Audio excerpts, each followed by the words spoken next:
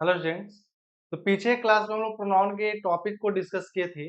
आज ये उसी क्लास का पार्ट 2 है, जो कि आपको आगे और टाइप्स के बारे में बताएगा। लेकिन पहले कुछ हम लोग जो कल के क्लास में सीखे थे वहीं से बात को उठाएंगे, ताकि कल का पढ़ा हुआ ही थोड़ा रिवाइज हो जाए और थोड़ा कुछ क्वेश्चन प्रैक्टिस हो जाए। क्योंकि एग्जामिनेशन सबसे ज्यादा आपके सामने क्वेश्चंस लेकर आता है, और क्वेश्चन अपने आप में एक लेवल में होता है। तो हर एक टाइप को हम लोग बारी बारी से समझते चलते हैं। तो आज की क्लास का शुरुआत हम लोग करते हैं, ठीक है। देखिएगा, मेरे बात को समझिएगा थोड़ा। आप लोग बात को लिखते भी चले जाइएगा, ये नहीं कि सिर्फ देखिए। हम कई बार आपको बोलते हैं कि बातों को साथ में आप लिखते चले जाना। देखना कुछ क्वेश्चन यहाँ पे कल के ही अकॉर्डिंग है। जैसे पहला क्वेश्चन क्या है, Ramesh like they are selected. तो बाबू क्या ये बात सही है? तो आप जानते हैं कि कल आपको बताए थे पॉजिटिव सेंस में ये अपने आप में एक प्रीपोजिशन को रिप्रेजेंट कराता है। जब ये प्रीपोजिशन है तो प्रीपोजिशन के बाद आपको बताया था ऑब्जेक्टिव केस का यूज होता है। और जब ऑब्जेक्टिव केस का यूज होगा तो दे के जगह हम लोग यूज करेंगे देम का। और जब देम का यूज होगा बाबू, तो आदि हम इसको पढ़ते हैं तो क्या होता है, रमेश लाइक देम। तो देम तो ये अपने आप में क्या ऑब्जेक्ट है। तो आप यहाँ पे देम जब ऑब्जेक्ट है तो यहाँ पे तो हम लोग आर का यूज कर नहीं सकते हैं। तो ऑब्वियसली यहाँ पे हम सब्जेक्ट के अनुसार, सब्जेक्टिव केस के अनुसार या वर्ब का यूज करेंगे। तो आर की जगह हम लोग यूज करेंगे किसका, इज का यूज करेंगे। वहां पर किसका यूज करेंगे, इसका। तो ये अपने आप में बिल्कुल क्या हो गया, सही हो गया। क्या हो गया, Ramesh like them is selected. ठीक है। नेक्स्ट देखो, तो ये क्या है, आपका फ्रेजल वर्ब है ना। जिसको बोलते हैं प्रीपोजिशनल फ्रेज आप लोग बोल सकते हो। तब पर भी अपने आप में ये क्या है, प्रीपोजिशन के बाद जब भी हम यूज करेंगे तो ऑब्जेक्ट का यूज करेंगे। और यहाँ पे क्या है, सब्जेक्ट है, तो यहाँ पे हम इसको चेंज कर देंगे ऑब्जेक्ट में। तो क्या हो जाएगा, Shreya assist by me.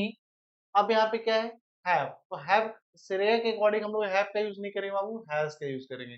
Shreya assist by me has seen the matter. ठीक है। नेक्स्ट सवाल देखिए क्या है, ही फॉलोड बाई। तो फॉलोड बाई बिल्कुल तो इसी टाइप से हो गया जैसे असिस्ट बाई है। तो यहाँ पे देम के जगह, दे के जगह यूज करेंगे बाबू किसका, देम का।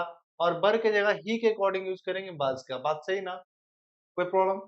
चलो देखो अगला सवाल में थोड़ा सा एक लॉजिक है, लॉजिक को पहले समझना। जैसे बोला, she as well as me have found the solution. एक छोटा सा सेंटेंस आपके सामने हम लिख रहे हैं।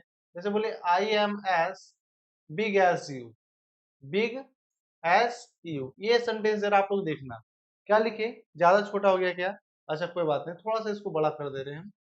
अरे भाई, जितना बात बताएं है ना सारा। हम्म, इसको थोड़ा सा हम बड़ा कर देते हैं। I am as big as you. तो देखो यहाँ पे आपके सामने एक छोटा सेंटेंस हम लिखे, I am as big as you. तो यहाँ पे कह रहा है मैं जितना बड़ा हूं उतना ही तुम। तो मेरा कंपैरिजन किसके साथ हो रहा है, आपके साथ हो रहा है। तो यहाँ पे भी हम लोग यूज किए सब्जेक्ट का, सब्जेक्टिव केस का। तो यहाँ पे भी सब्जेक्टिव केस का यूज किया, ऑब्जेक्टिव केस नहीं। जैसे एक और एग्जांपल के तौर पे आपको बताना चाहेंगे, I am as good as he. मैं जितना अच्छा हूं उतना ही वह। तो यहाँ पे देखिए, यहाँ पे क्या अपने आप में सब्जेक्टिव केस है। यहाँ पे क्या हो जाएगा, सब्जेक्टिव केस। तो जब भी आपके सेंटेंस में, जैसे मान ले और भी हो सकता है, I am better than you, या फिर I am better than she. I am better than सी।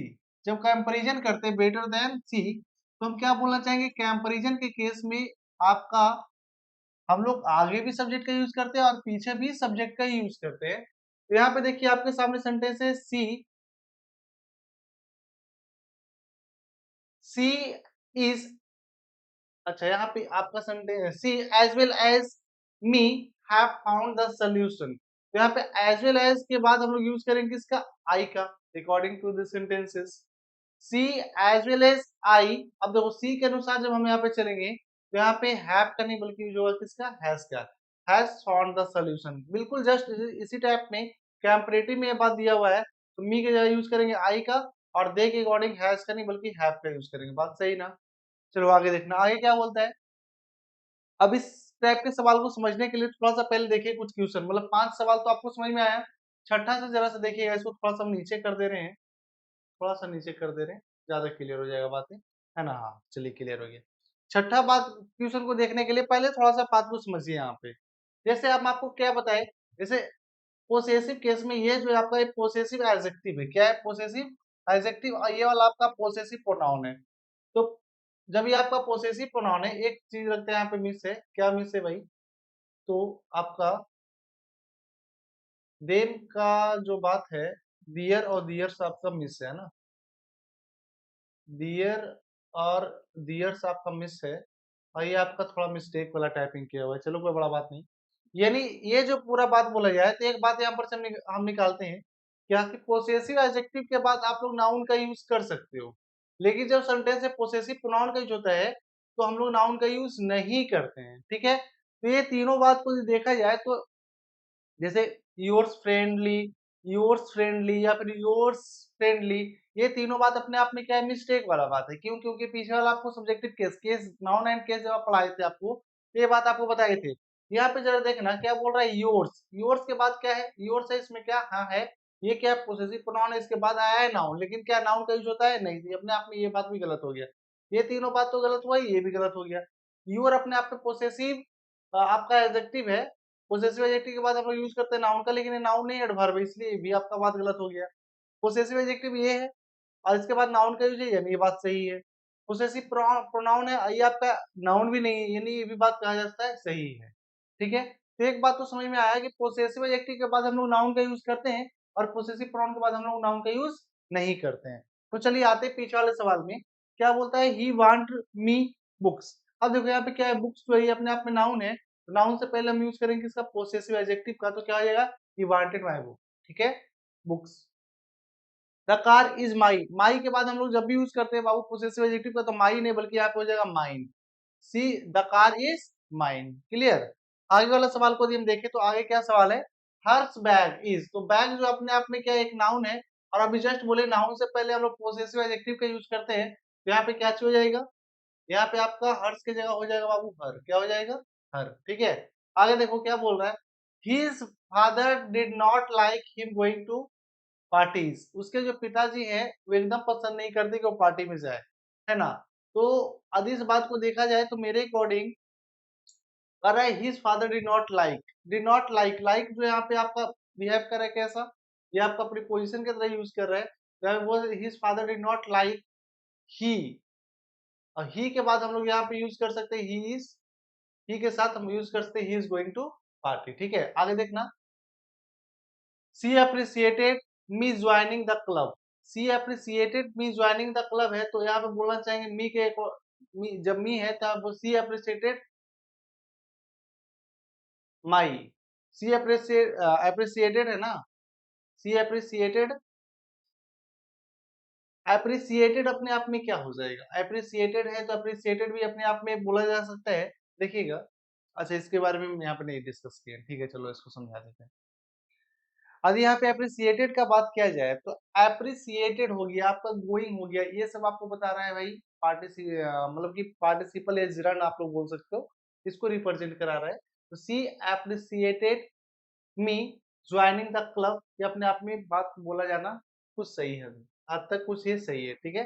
देखना आगे हम लोग बात को देखें तो आगे वाला बात क्या है, जैसे हम पूरा बात जब किए तो यहाँ पे सब कुछ आया लेकिन ईट का यूज नहीं आया, तो ईट को यदि देखें तो ईट के साथ हम लोग सिंगुलर हेल्पिंग वर्ब का यूज करते हैं, और ये आमतौर पे रिप्रेजेंट करता है डे को, डेट को, ईयर को, मंथ को और कोई सीजन को। जैसे इट इज वेडनेसडे, तो यहाँ पे जो ईट है, ईट जो है यदि ईट को बोले तो ईट जो है अपने आप में डमी सब्जेक्ट का काम करता है, किसका काम करता है बाबू, डमी सब्जेक्ट का, ठीक है, ध्यान रखिएगा।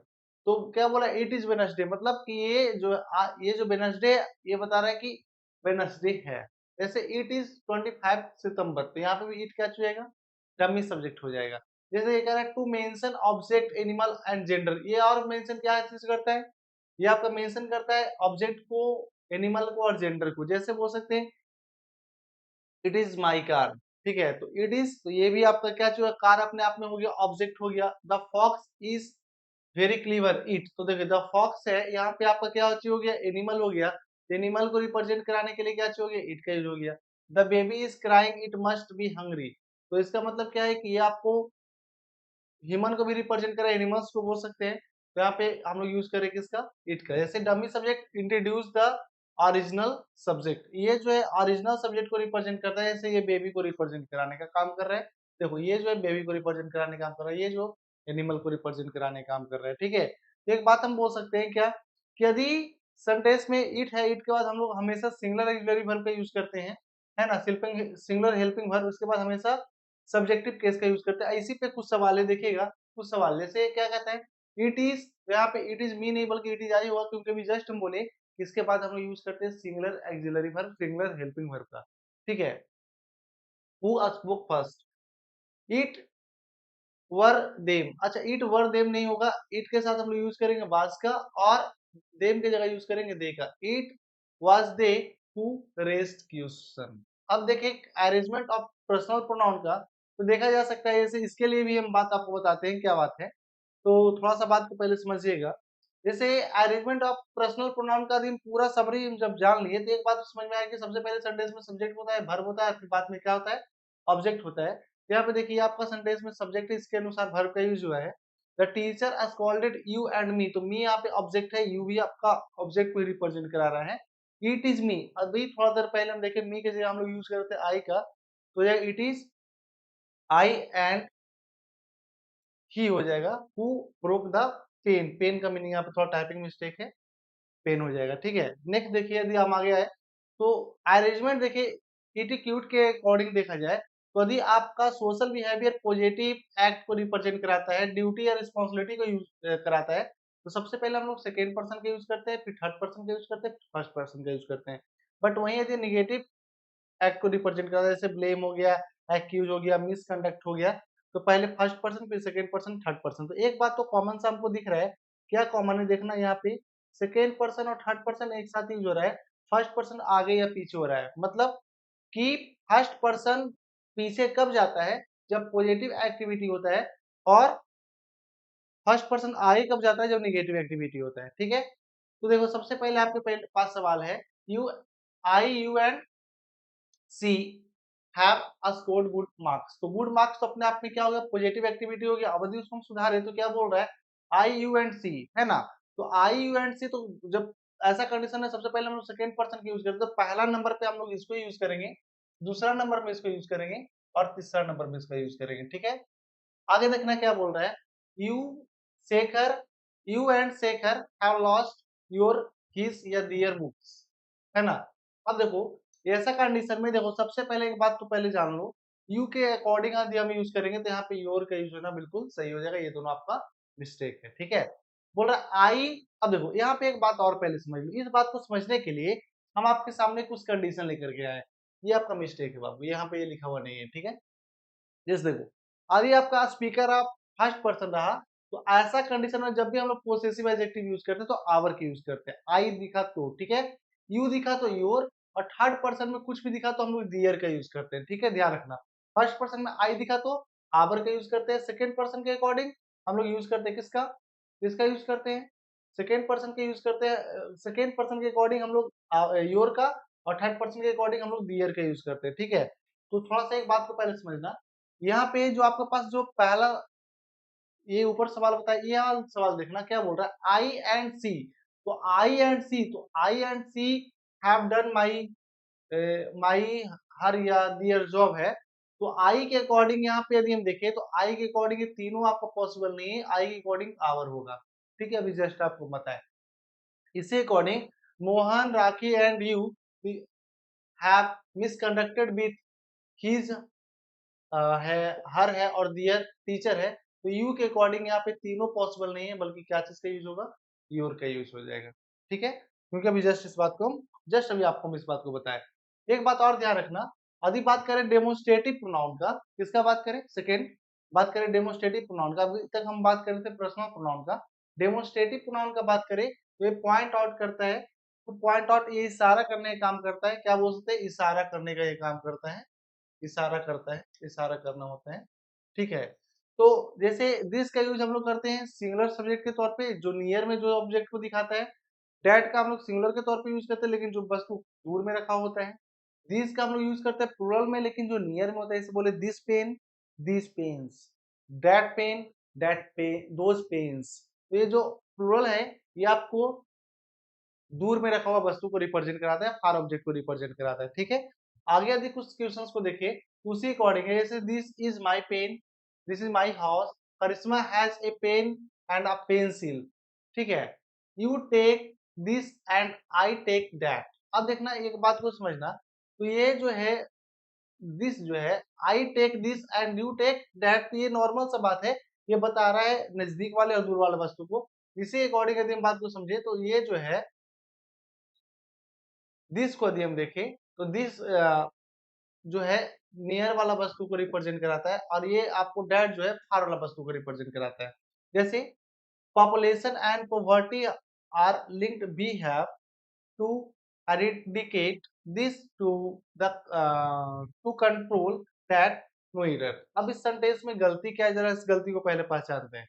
सबसे पहले यदि बात की जाए तो दिस है और यहाँ पे डैट है, ये दोनों को यदि हम देखें तो दिस वाला जो है नजदीक वाला को रिप्रेजेंट कराएगा, तो नजदीक वाले के अकॉर्डिंग जो आपके पास जो बनेगा वो हो जाएगा पॉवर्टी, और डैट के अकॉर्डिंग हो जाएगा पॉपुलेशन। यानी देखा जाए तो इस सेंटेंस में कुल मिलाकर बोले कोई गलती नहीं है, ठीक है।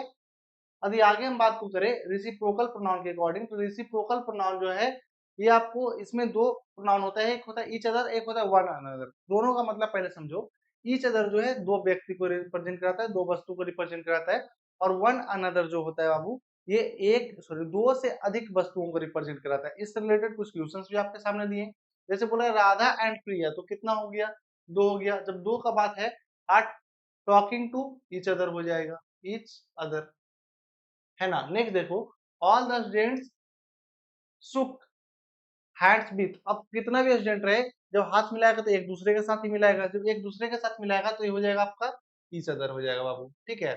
नेक्स्ट आगे यदि बात करें, all the members discussed with matter. All the members मतलब बहुत सारे मेंबर्स है, इसीलिए हम बोल सकते हैं क्या, वन अनदर का यूज हो जाएगा, वन अनदर का यूज हो जाएगा, वन अनदर, ठीक है। देखो कहता है in this series Australia and India and England are facing. Australia, India और ये जो है, जैसे देखो दो कोई भी सीरीज है क्रिकेट का, ये दोनों देश आपस में खेल सकते हैं, ये दोनों खेल सकते हैं या ये दोनों खेल सकते हैं, ठीक है। जब भी खेलेंगे, जब दो ही देश खेलेंगे, तो यहाँ पे हम लोग यूज करना चाहेंगे इसका ईच अदर का, क्योंकि जब भी यहाँ पे प्लेइंग होगा तो दो ही देशों के बीच में प्लेइंग होगा, ठीक है। नेक्स्ट यदि बात किया जाए,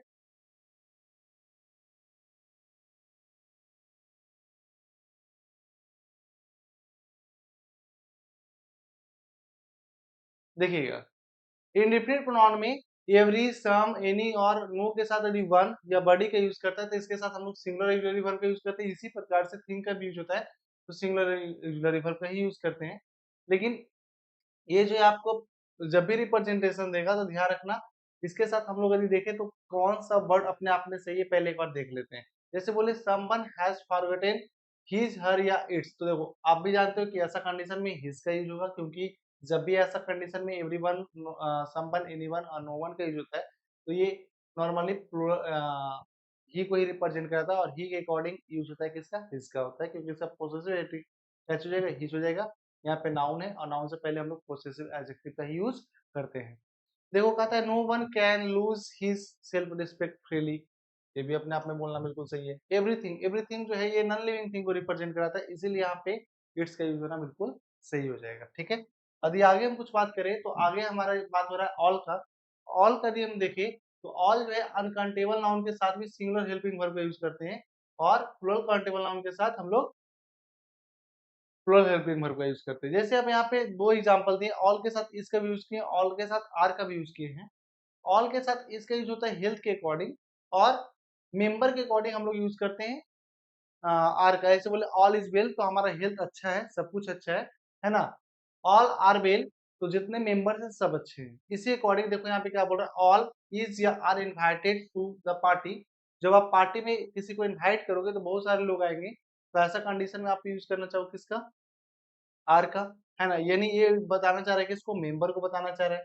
कहता ऑल इज या आर पैक्ड, तो ये अपने आप में थिंग को रिप्रेजेंट करा है, और थिंग्स को जब आप रिप्रेजेंट कराओगे तो बोल सकते हो आर का यूज होगा, है ना। जैसे बोले ऑल इज, ऑल बाज या बर है ना, ऑल बाज या बर स्पेंट ऑन हिज प्रोजेक्ट। देखो दो कंडीशन आपको बताते हैं, जब मनी के अकॉर्डिंग यूज करोगे तो बाज का यूज कर सकते हो, जब रुपीज के अकॉर्डिंग यूज करोगे, रुपीज के अकॉर्डिंग, तो आप बर का यूज कर सकते हो। दोनों कंडीशन बनता है, ठीक है। यानी ऑल के साथ बाज का भी यूज होता है और ऑल के साथ बर का भी यूज होता है, कंडीशन डिपेंड करता है। इस टाइप के क्वेश्चंस बहुत ज्यादा एग्जामिनेशन में पूछे जाते हैं, ठीक है।